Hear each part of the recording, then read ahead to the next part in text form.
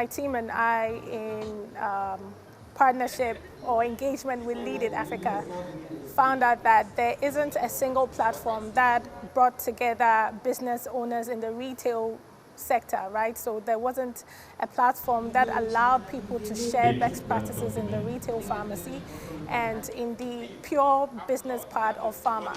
So we thought, yes, why not partner and bring together key stakeholders, key opinion leaders, people who have succeeded in the field to share best practices and also serve as mentors for people who want to enter into the pure business area of pharmacy. This meeting has given me the opportunity to meet new people, new contacts, which is very, very important.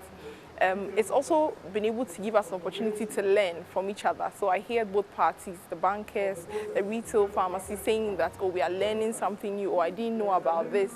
And because it's a value chain, my expectation is that in future, we would have something like this for the manufacturers and the wholesalers, and it will go a long way to benefit us.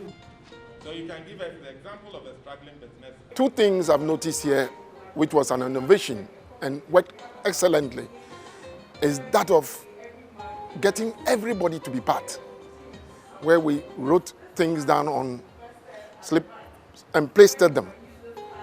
Here we don't wait for one person to talk before the other person talks. So you can get enough information and everybody becomes part and parcel. And then you achieve more within the shortest period of time. Today's program has been very interesting and eye-opening. I've really learned a lot, and I believe it will inure to the benefit of my business and my processes and how I do my things. Lead It Africa, powering the Pharma Business Forum, has actually given us a wonderful opportunity, not only to discuss issues that are important to the industry, more importantly, to find tangible solutions that helps to propel the industry to better fortunes. We are quite delighted about the progress so far.